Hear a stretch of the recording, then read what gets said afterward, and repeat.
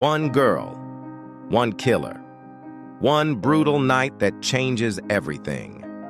Stay with me. This story is darker and more emotional than you think. In the shadowed corners of New York, a man lives a life that no one truly sees. He is silent, precise, and invisible to the world around him.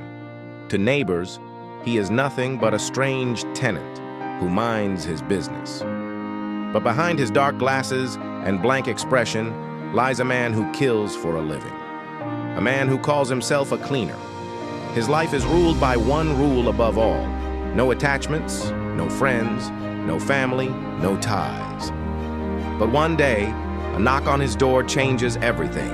A young girl, terrified and desperate, begs him to open. She has nowhere else to run. Against his rules, against his instinct, he lets her in. From that moment forward, their worlds collide in blood, love, and sacrifice. This is the story of the Hitman and the girl who wanted revenge.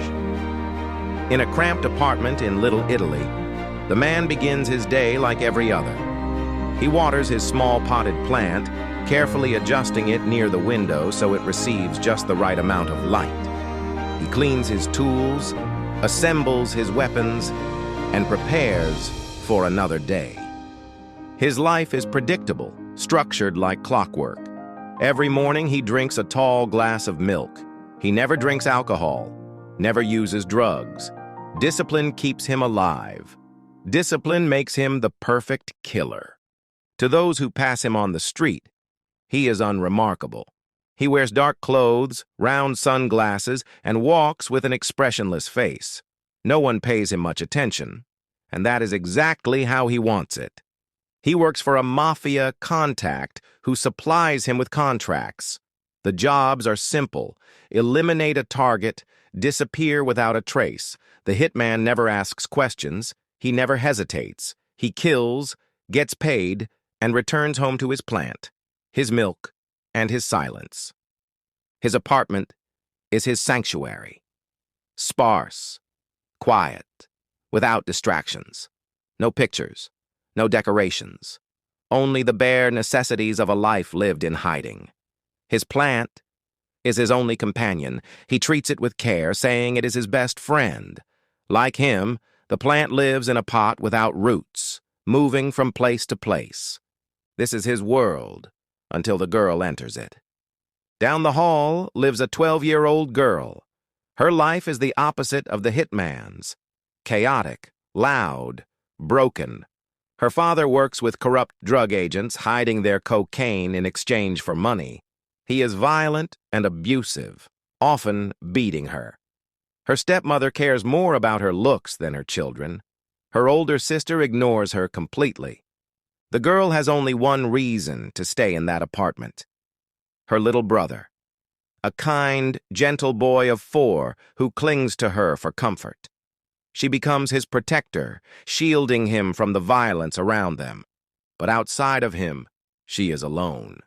She skips school, wandering the halls, smoking cigarettes, trying to look older than she is. Her eyes are tired, her voice sharp. She already carries the weight of someone twice her age. From time to time, she crosses paths with the quiet man next door. He always wears his sunglasses, rarely speaks more than a word. She notices he is different from the rest of the tenants. She feels both fear and curiosity around him. To him, she is just a neighbor. But she sees something in him, something she cannot explain. Their small exchanges mean nothing at first: a passing glance, a quiet greeting. But soon, those brief moments will mean survival. The girl's father grows greedy. He begins stealing from the agent's stash. When they discover the missing drugs, their leader explodes with rage. This leader is not like other men. He is unstable, erratic, addicted to his own product. His eyes twitch, his movements are unpredictable. He plays music in his head while killing, swaying to a rhythm only he can hear. One morning, the agents storm the apartment, guns ready, fury burning. They confront the father, tearing the place apart. In the chaos, the stepmother screams, the sister hides, and the little brother trembles. The leader makes his choice. With a twisted smile, he orders his men to wipe out the entire family. Bullets rip through the apartment. Screams echo in the walls. One by one, the girl's family falls. Her father, her stepmother, her sister, and finally, the little boy she loved most. His life cut short in an instant. By chance, the girl is not home.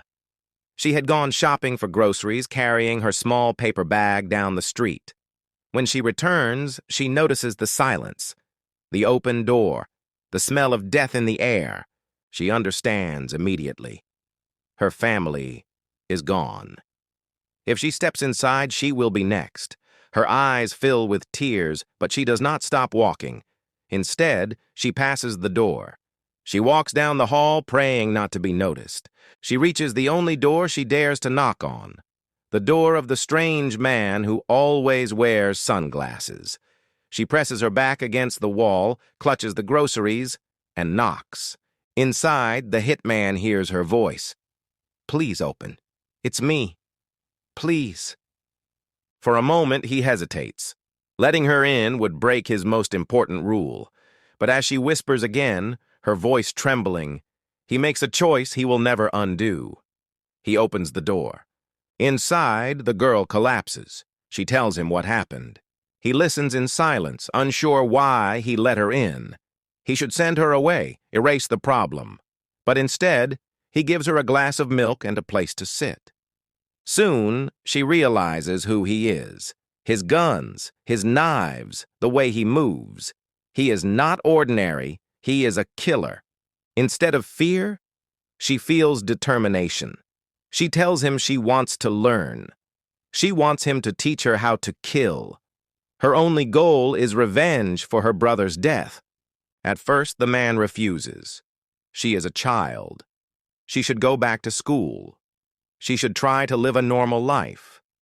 But she persists, and slowly, he gives in. The two strike a deal. She will run his errands, clean his apartment, and teach him how to read. In return, he will show her how to handle weapons, how to aim, how to be patient. Day by day, the lessons begin. He shows her how to breathe before pulling a trigger, how to wait in silence for the right moment. She watches closely, eager to learn. In return, she teaches him to read. She brings magazines and children's books, sounding out the words for him. He struggles, embarrassed, but she encourages him. Their strange bond grows stronger. The girl begins to feel affection, even love. She tells him she loves him, imagining a future with him. But he never responds in kind. His care is protective, not romantic. She is a child, and he knows it. Yet in her eyes, he is the first person who ever protected her. For the first time in years, he feels something close to family. One day, when the hitman is out, the girl decides to act on her own. She takes a bag of his guns and goes after the corrupt agents. Disguised as a delivery girl, she enters their office, carrying a box. Inside, she pretends to be calm. But when the leader himself confronts her in the bathroom, her plan falls apart. He stares at her with cold amusement, playing with her fear. Before he can harm her, the hitman arrives. He storms in, kills 2 agents, and rescues her. They flee together. The leader, enraged at the loss of his men, vows revenge. He tracks the hitman's employer and threatens him until he reveals where the man lives. Back in the apartment, the girl asks the hitman about his past. Reluctantly, he tells her. When he was 19, back in Italy, he fell in love with a wealthy girl. Her father discovered their secret and killed her in rage. In revenge, the young man killed the father. Fleeing the country, he came to America, where he met the mafia contact who trained him as a hitman. For the girl, this confession is powerful. It shows her that even this cold, disciplined man carries deep pain. The leader makes his move. He sends an emergency police unit to storm the building. Dozens of armed men descend on the apartment. The girl is captured outside, but the hitman fights back. Gunfire shakes the walls. Explosions echo through the building. In the chaos, he makes a choice. He smashes open an air shaft and pushes the girl through. He tells her to crawl to safety. For the first time, he says the words she always wanted to hear. That he loves her. Not as a man loves a woman, but as a father loves a child. He promises they will meet again. She escapes. He stays behind. The battle rages. Grenades tear through the apartment. Smoke and dust fill the air. Disguised as a wounded officer, the hitman slips past the chaos, nearly making it out alive. But the leader sees him. He follows quietly, raises his gun, and shoots the man in the back. The hitman falls, bleeding. But he has one final move left. He presses a grenade pin into the leader's palm and whispers, "This is from her." The leader looks down. Hidden under the hitman's vest is a cluster of grenades. The explosion consumes them both. The girl makes her way to the mafia contact. She begs to take the hitman's place to continue his work. But the man refuses. He will not allow a child to follow this path. Instead, he gives her $100 and tells her he is keeping the hitman's money safe for her future. She leaves, heartbroken, but wiser. She returns to school, where the headmistress hesitates to accept her back. But when the girl shares her story, she is readmitted. In the final scene, she kneels in a grassy field near the school. She plants the hitman's beloved plant into the soil. She presses the dirt around its roots, whispering that it now has a home. For the first time, the plant has roots. For the first time, so does she. This is the story of a man who lived by silence, and a girl who taught him to feel. A story of vengeance, sacrifice, and the unlikeliest of bonds. The hitman found peace not through survival, but through sacrifice. And the girl carried his memory forward, rooted in the soil where life begins again. This story is from the 1994 classic Léon, The Professional, directed by Luc Besson. You can find it on major streaming platforms and DVD collections. It's remembered as one of the greatest crime dramas ever made, blending intense action with an emotional core that stays with you long after the credits roll. If you enjoyed this retelling, watch the original.